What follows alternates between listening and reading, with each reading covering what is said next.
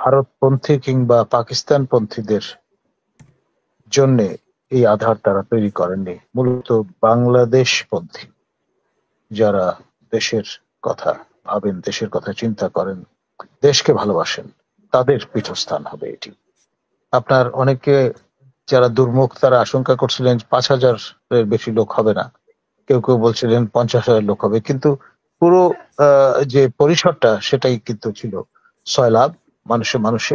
এবং আমাদের আহ, জাতীয় সংসদ ভবনের পাশে, অর্থাৎ জাতীয় সংসদ ভবনকে হাজির নাজির রেখে এই আয়োজনটি করা হয়েছে, লক্ষ্য সেখানে গমন করা। ফ্যাসিলিটেশন যদি সহজ সাধ্য করে ফেলে আপনার এই ধরনের বিষয়গুলো, তাহলে লোকের অভাব হওয়ার কথা নয়।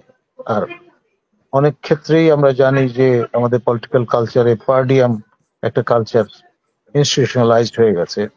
জনপ্রতি 500, 1000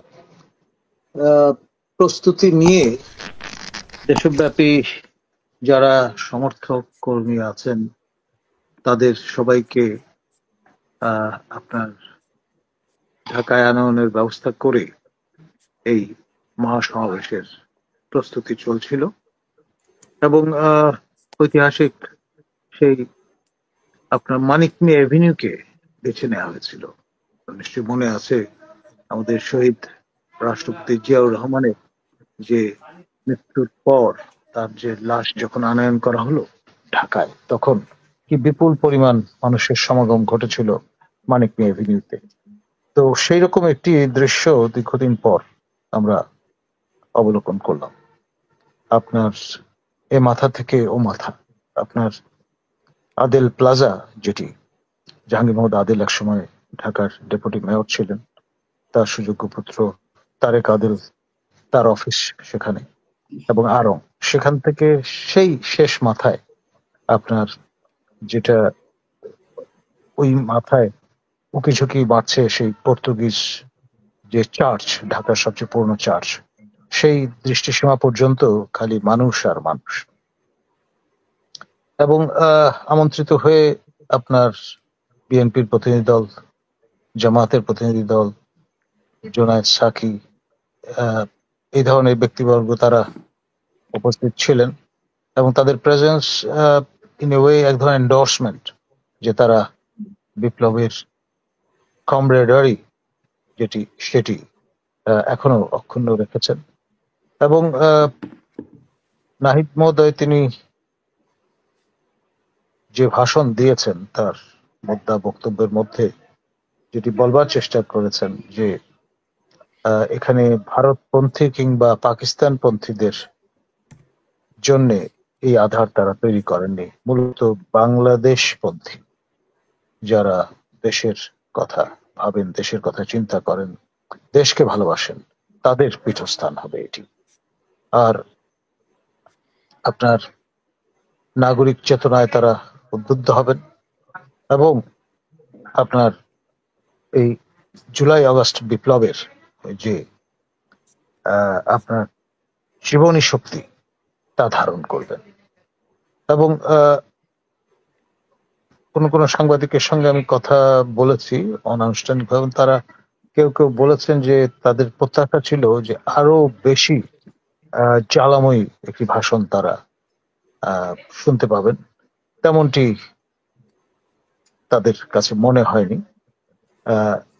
যেটাকে এক বক্তৃতায় জুলফিকার আলী ভুট্টো জাতীয়ভাবে পরিচিত হয়ে গিয়েছিলেন, তার পার্টি লঞ্চিং এর যে বক্তব্য ছিল সেই রকম।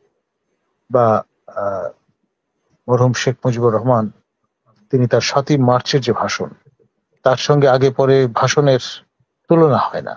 মানে এই ধরনের একটা ভাষণ তারা প্রত্যাশা করেছিলেন, কিন্তু সেইটি হয়েছে এমনটি তারা বলতে পারছেন না বা বলছেন না। তবে মেসেজ যা দেয়ার সেটি প্রদান করা হয়েছে এবং ইটস এ গুড স্টার্ট। আপনার অনেকে যারা দুর্মুখ তারা আশঙ্কা করছিলেন 5,000-এর বেশি লোক হবে না, কেউ কেউ বলছিলেন 50,000 লোক হবে, কিন্তু পুরো যে পরিসরটা সেটাই কিন্তু ছিল সয়লাব, মানুষে মানুষে, এবং আমাদের আহ, জাতীয় সংসদ ভবনের পাশে, অর্থাৎ জাতীয় সংসদ ভবনকে হাজির নাজির রেখে এই আয়োজনটি করা হয়েছে। লক্ষ্য সেখানে গমন করা, এবং আমাদের মাননীয় প্রধান উপদেষ্টার প্রেস সচিব এবং ডেপুটি প্রেস সচিব তারা আশাবাদ ব্যক্ত করেছেন যে ভবিষ্যতে নাহিদ বাংলাদেশের প্রধানমন্ত্রী হবেন।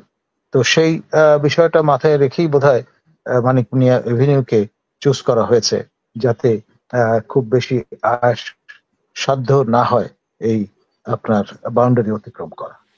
ধন্যবাদ। আমরা অনেকেই বলতে শুনেছি এতদিন, যদিও আলোচনায় ছিল বেশ কয়েক মাস ধরে, এই যে ছাত্রদের নতুন দল নিয়ে আসবে কি আসবে না, কবে আসবে, এরকম অনেক কথা। কিন্তু সেখানে বলা হয়েছিল যে ছাত্রদের সেরকম কোনো জনপ্রিয়তা নেই, জনগণ তাদের সাথে নেই, এবং তারা আন্দোলন করেছে, আন্দোলন করে তাদের শিক্ষাঙ্গনে ফেরত যাওয়া উচিত ছিল, এবং সেটাই জনগণ আশা করেছে। কিন্তু আজকে তো ভুল প্রমাণিত হলো। সেটি কেন? মানে আসলে তাদের দলের বা তাদের সমর্থনে অনেক মানুষ আছে, এরকম আমরা ধরে নেব কিনা? দেখুন, সারা দেশ থেকে তো মোবিলাইজ করবার চেষ্টা হয়েছে। আপনার যেমন পিরোজপুরের জেলা প্রশাসক মহোদয় একটি আদেশ জারি করেছেন, মানে গাড়ি রিকুইজিশনের 5টি গাড়ি আপনার তার হুকুম তামিল করবে।